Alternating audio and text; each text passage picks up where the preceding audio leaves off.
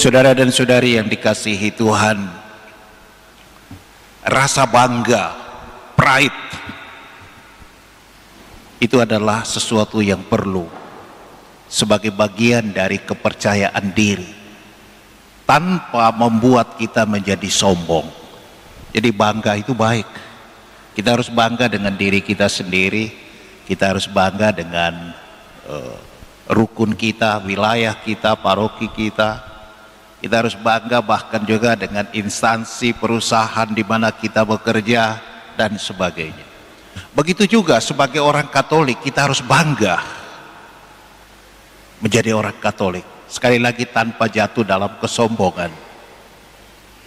Menjadi seorang murid Yesus kita juga harus bangga. Jangan kita menjadi orang yang rendah diri, minder, takut. Bangga sebagai murid Tuhan. Bacaan kitab suci hari ini secara khusus bacaan Injil. Kita disadarkan bahwa rasa bangga itu harus diberi isi, diberi bobot, tidak menjadi sebuah kebanggaan yang semu. Sebagai orang Katolik misalnya kita bangga, oh gereja Katolik adalah gereja yang pertama yang didirikan oleh Yesus sendiri pada hari Pentakosta. Kita bangga di dalam gereja Katolik ada devosi kepada Bunda Maria dan para kudus. Kita bangga di dalam gereja Katolik ada ekaristi, kita menyambut tubuh Kristus, santapan jiwa kita. Kita bangga gereja Katolik sungguh mewujudkan jati diri gereja sebagai gereja yang satu, gereja yang kudus, gereja yang Katolik, universal, dan gereja yang apostolik. Dasarnya adalah para rasul. Yesus di dalam bacaan Injil menegaskan beberapa poin yang perlu kita perhatikan, kita hayati, kita laksanakan supaya rasa bangga sebagai orang Katolik, rasa bangga sebagai murid Yesus itu bukan kebanggaan sekedar ucapan bibir, bukan rasa bangga yang ibaratnya balon kelihatan besar tetapi isinya kosong, hanya udara. 4 hal Yesus kemukakan bagi kita bagaimana supaya kebanggaan itu ada isinya, ada bobotnya. Yang pertama adalah bahwa menjadi murid Yesus, orang harus berani untuk menomorsatukan Yesus dan seluruh kehendaknya. Kata Yesus di dalam Injil Matius pasal 6 ayat 33, carilah dahulu kerajaan Allah dan seluruh kebenarannya.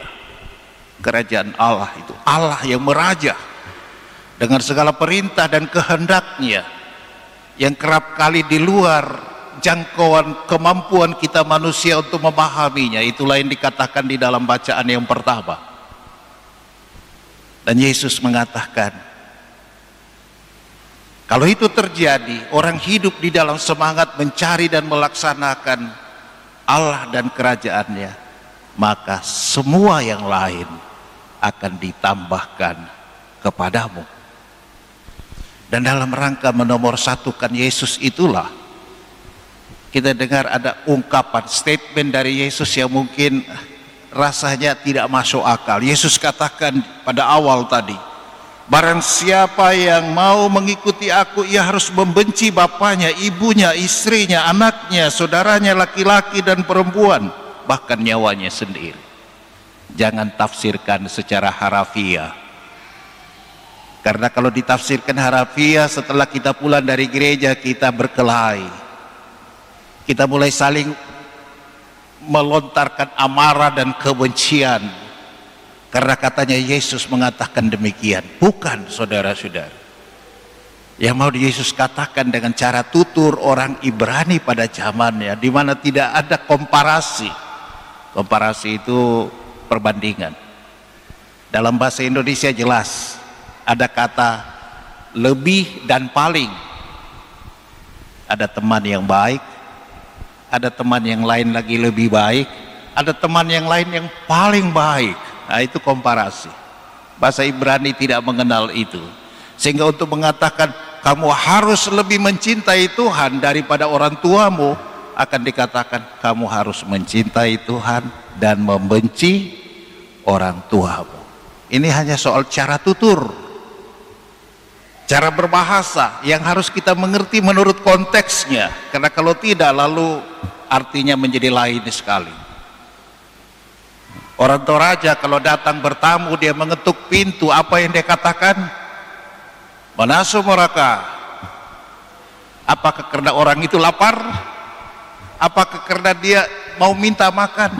Tidak, itu adalah cara tutur. Ketika orang mendatangi rumah temannya, rumah keluarga, rumah siapalah, dia mengetuk pintu dan mengatakan itu.